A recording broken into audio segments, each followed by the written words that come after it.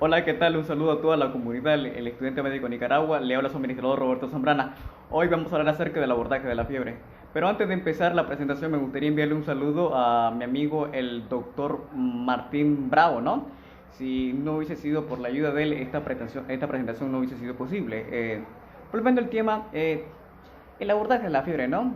Para saber acerca del abordaje de la fiebre tenemos que tener en cuenta algunos conceptos básicos. Por ejemplo, el libro de medicina interna de Robbins describe a la fiebre, ¿no? Como el aumento de la temperatura corporal que supera la variación diaria normal y se produce en combinación con un incremento del punto de ajuste hipotalámico.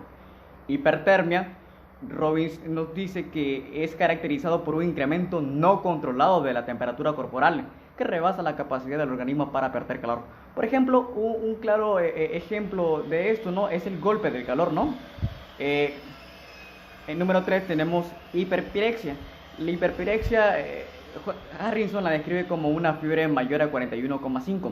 Ahora, estos conceptos básicos no solo nos ayudan desde el punto de vista teórico, sino también desde el punto de vista clínico. ¿A qué me refiero con esto? Bueno, con estos simples conceptos, ¿cómo nosotros podemos determinar cuando un paciente realmente tiene fiebre o cuando un paciente sufre un golpe de calor? Por ejemplo, en el golpe de calor, ¿no? Cuando nosotros palpamos a este paciente que tiene un golpe de calor, obviamente sentimos que su piel está caliente, pero también está seca. Y si administramos antipiréticos a este paciente no va a responder a ellos. En cambio, los pacientes con fiebre, obviamente, lo palpamos y vamos a tener una piel caliente, pero también va a estar húmeda. Bueno, se preguntarán, ¿y esto a qué se debe? Bueno, en la fiebre se da una vasoconstricción, ya sea para redirigir la circulación a otro órgano más importante o simplemente para inducir eh, a la transpiración, ¿no? Y de esa manera que el cuerpo baje la temperatura. Entonces, con estos simples conceptos podemos diferenciar una fiebre de lo que es un golpe de calor, algo que es fundamentalmente muy característico, ¿no? Desde el punto de vista clínico. Por supuesto, se preguntarán, bueno, ¿y qué es la fiebre? O sea, ¿cuál es el objetivo de la fiebre? Bueno, la fiebre es un mecanismo de defensa que tiene como objetivo intensificar el factor de los interferones y entre otras citocinas. Bueno, y se va a preguntar, ¿y eso como para qué el cuerpo lo hace, no? Pues resulta que hay los microorganismos, ¿no? Para poder proliferar o para poder multiplicarse y vivir, necesitan de dos hierros, o mejor dicho, de dos nutrientes, ¿no? Este caso es el hierro y el zinc. Y pues resulta que el cuerpo intensifica los efectos de citocinas e interferones para que estas citocinas no aumenten la temperatura. Y pues cuando aumenta la temperatura resulta que el hierro y el zinc queda atrapado a nivel hepático, ¿no? De modo que no vamos a tener el hierro suficiente o el zinc suficiente para el microorganismo y que ésta proliferen. Entonces, ese es uno de los objetivos de la fiebre, ¿no? Lo otro es que cuando la temperatura aumenta, acelera la respuesta de defensa y por supuesto, la reparación tisular, si es que el microorganismo ya causó un daño tisular. Entonces, esos son unos de los objetivos básicos del por qué induce la fiebre. La primera es para desplazar el zinc y el hierro y atraparlo a nivel hepático.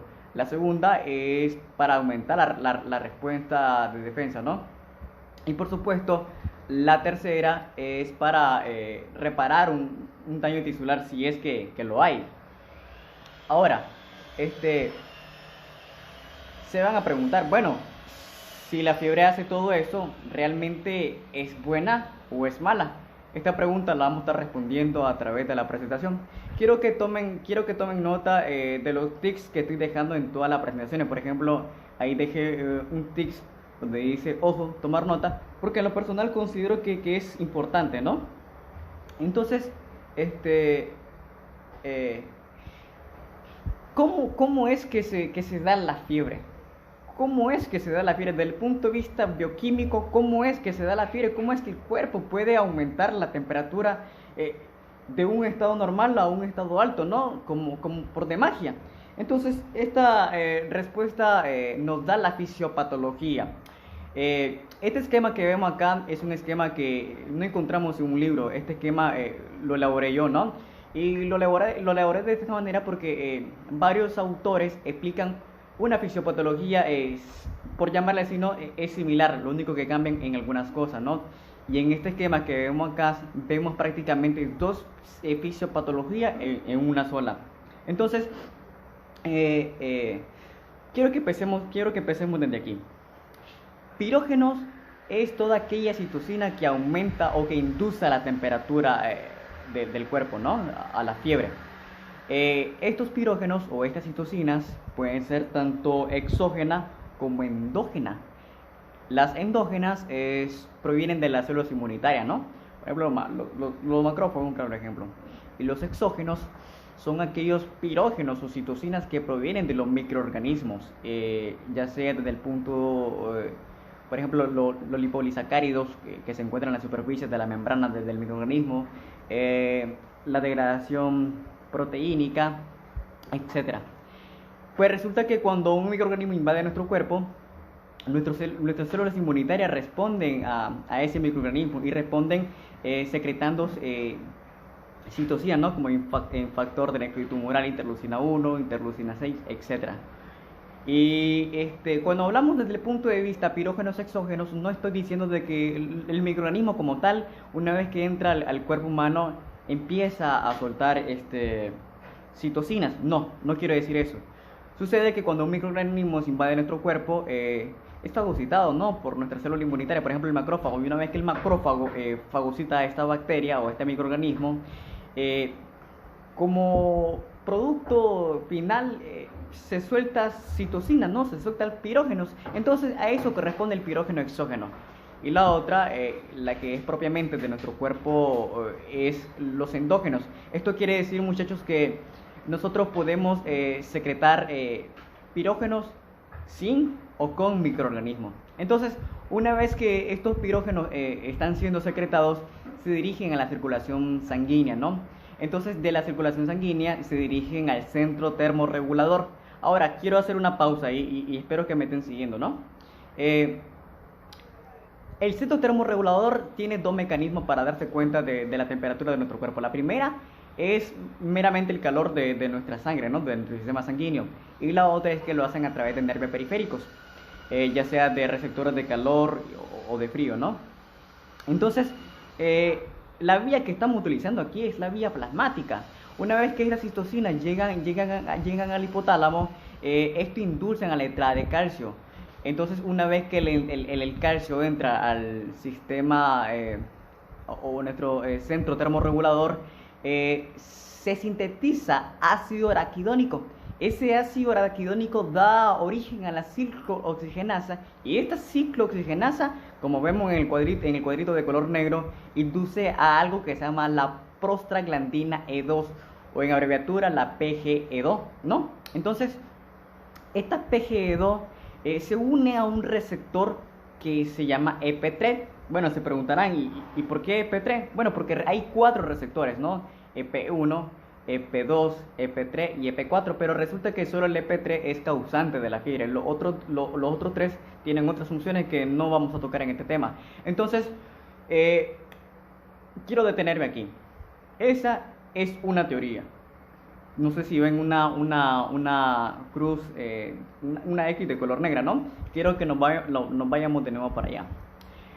Por ejemplo, el libro de Roca dicen que los pirógenos no pueden atravesar la barrera hematoencefálica, ¿no? No pueden atravesar.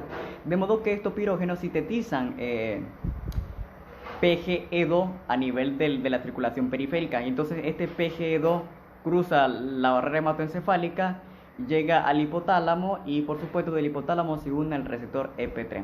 Esos son las dos teorías que quería mencionar, ¿no? En una sola diapositiva. Entonces, este EP3 secreta algo que se llama AMP cíclico, ¿no? Quiero también detenerme aquí. Resulta que no solo a través de los pirógenos podemos inducir a la fiebre, no. No sé si ven una flechita que está encima del receptor EP3. Esa flechita marca algo que se llama receptores tipo TOL. Pues resulta que esos receptores tipo TOL pueden inducir a la fiebre sin necesidad de pirógeno. Y nada más lo único que necesitan es meramente la presencia del microorganismo como tal, ¿no? Y que este microorganismo empiece a a presentar, por llamarle así, sus lipopolisacáridos o proteínas de superficie o degradación proteínica. Es el estímulo que nada más necesita estos receptores para poder inducir a la fiebre. Entonces, una vez que el EP3 secreta el CAM, ¿no? Entonces, este CAM es liberado por las células gliales. Entonces, este CAM se dirige otra vez al centro termorregulador, pero específicamente ahí se une al lugar terminales neuronales. Y una vez que se une ahí, por supuesto, da el origen a la fiebre, ¿no? Entonces, de esta manera tan básica se explica la fisiopatología, de cómo es que la fiebre desde el punto de vista bioquímico se llega a dar, ¿no? Entonces, esta fisiopatología o este esquema que vemos acá es el que meramente Harrison ofrece, ¿no? Ahí Harrison nos dice de que las infecciones, las toxinas microbianas, ¿no? Dan una estimulación a los monocitos y macrófagos de las células del endotelio y entre otras. Entonces, una vez que estos son estimuladas, empiezan a secretar interleucinas o citocinas pirógenos, como querramos llamarle. Entonces, estos pirógenos se dirigen de un solo al endotelio del hipotálamo. Una vez que se unen ahí, secretan el PGE2. El PGE2 secreta el AMP cíclico. Y por supuesto, este AMP cíclico incrementa el punto de ajuste de la termorregulación. Y como por último secretamos, o mejor dicho, producimos lo que es la fiebre. Este es el esquema que Harrison ofrece. Entonces, dirán, bueno, la fiebre como tal no es una enfermedad, así que ¿por qué vamos a hablar de manifestaciones clínicas? Pues la fiebre a nivel del sistema nervioso central causa cefalalgia, vértigo, convulsiones, incluso llegamos podemos entrar en coma. A nivel digestivo nos produce náuseas, vómitos y epigastralgia, lengua saburral, incluso un cuadro diarreico. Por supuesto, a nivel renal no causa lumbalgia, oliguria y orina muy concentrada. Ahora, no es necesario tener una infección meramente renal como para presentar estas manifestaciones clínicas. La infección puede estar muy alejada y más sin embargo podemos presentar estas manifestaciones clínicas.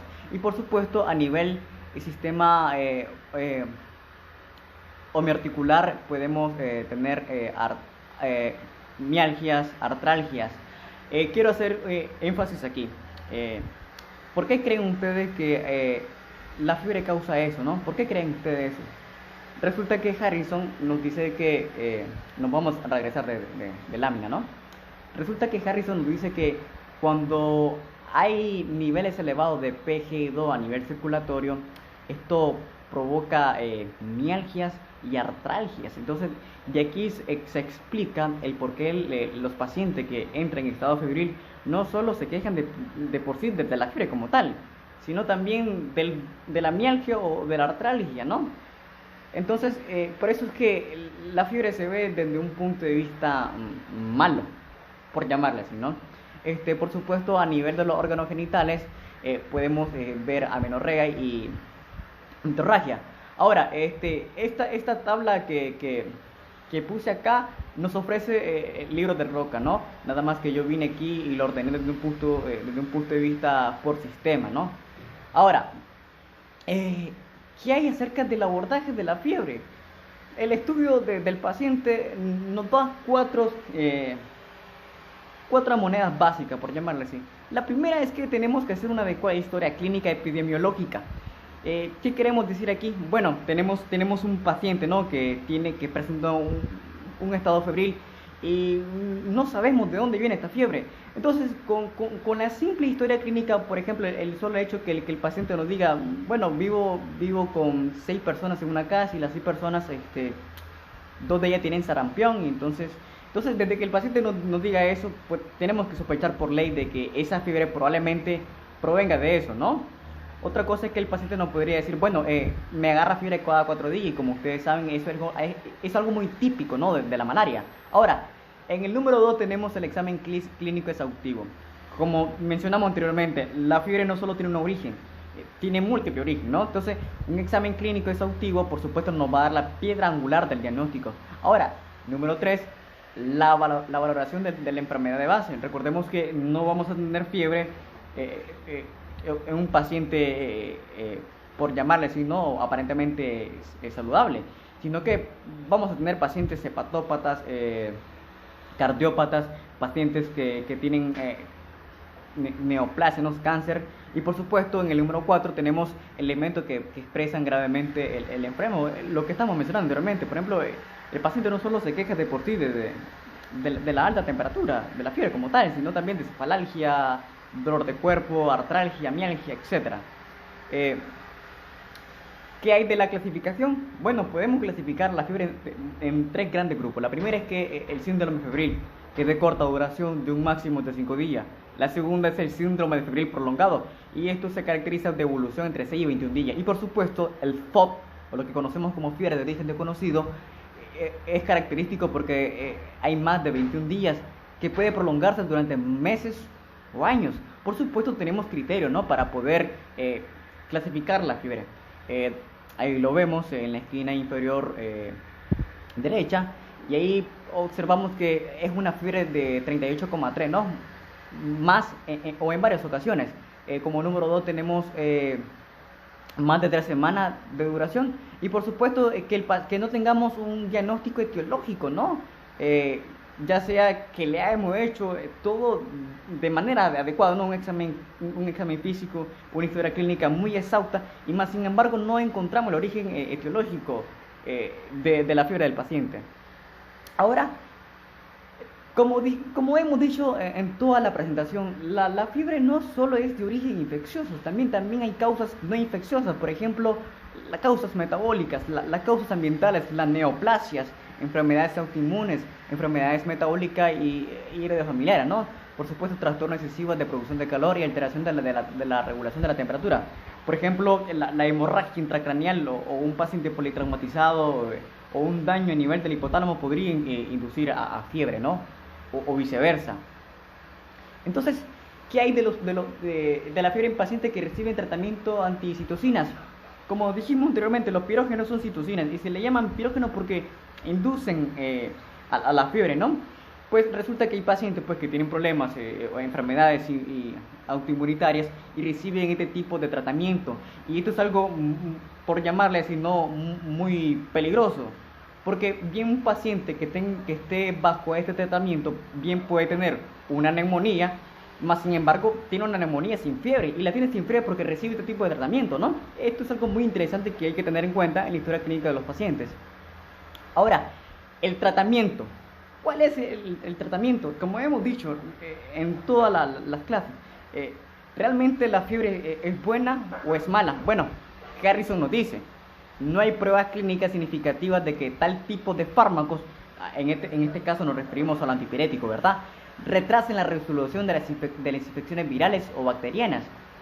Ni hay datos de que la fiebre facilite la recuperación después de la infección o actúe como un complemento del sistema inmunitario. También nos dice que el tratamiento sistemático de la fiebre y los síntomas que producen con antipiréticos no es dañino ni disminuye la rapidez con la que se resuelven las infecciones virales y bacterianas frecuentes. O sea, Harrison nos dice de que no hay un detalle científico, ¿no? Como tal, un estudio meramente científico que nos diga de que tratar o no tratar el paciente con antipiréticos, el paciente que esté en un estado febril.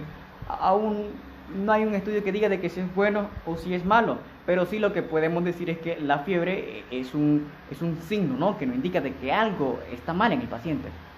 Por supuesto, esto nos ayuda en algo, muchachos. Por ejemplo, ¿qué tal si tratamos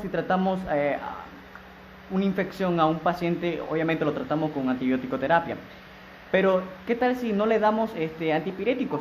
Entonces, esto nos dice una cosa: tratamos al paciente con antibiótico-terapia y vemos que si la fiebre le disminuye, ¿no? Entonces, si la fiebre le disminuye, quiere decir de que el antibiótico dio resultado. Pero si damos antibiótico-terapia y si damos antipiréticos, realmente no vamos a saber si la fiebre realmente le bajó por mero antibiótico-terapia o por el antipirético como tal, ¿no? Entonces aquí dejé una lista de 3 fármacos. Por ejemplo, el ácido acetilsalicílico, lo que conocemos como aspirina, el paracetamol y otro AINE, ¿no? Ahí podemos destacar el ibuprofeno. Dejé esto para que con calma ustedes lo leyeran. Y por supuesto, ahí dejé una descripción breve de cada fármaco, ¿no? Entonces, ¿cuál es el objetivo del tratamiento? El objetivo del tratamiento de la fiebre consiste en primer lugar en bajar el punto de ajuste hipotalámico. que ha aumentado, y en segundo, facilitar la pérdida de calor, y por supuesto la reducción de la fiebre con antipirético favorece el alivio de otros síntomas generales. Yo pienso de que desde el punto de vista personal de que hay que tratar al paciente con antipirético, ¿no? Porque de por sí el paciente lo que llega a buscar es una ayuda. Entonces es fundamentalmente humano, ¿no? Y bueno aliviar el dolor de ese paciente. Por supuesto, como conclusión, podemos decir, ¿no? ¿Qué tal si tratamos a un paciente a ciegas? En el síndrome febril, si no cede, ¿qué hacer? Aumentar la dosis, recurrir a otros fármacos, y si coincidiendo con el tratamiento el síndrome febril desaparece, ¿cómo está seguro de que la curación se debe al tratamiento empleado? Por otro lado, ¿qué enfermedad se ha curado? Entonces aquí nos deja en claro algo, ¿no? No hay que tratar al paciente a ciegas, hay que usar los 4 pilares que hemos venido mencionando en toda la clase, ¿no? Nunca hay que tratar a este paciente a ciegas porque no es algo ético y no es nada profesional ni científico. Entonces, estos 4 puntos que aquí destacamos es el pilar del abordaje de la fiebre. Esta es la clase que tenía preparado para ustedes, muchachos. Espero que haya sido de su agrado. Aquí les dejo la bibliografía y por supuesto alguna duda que tengan, no duden en escribirme a mi número. Excelente tarde.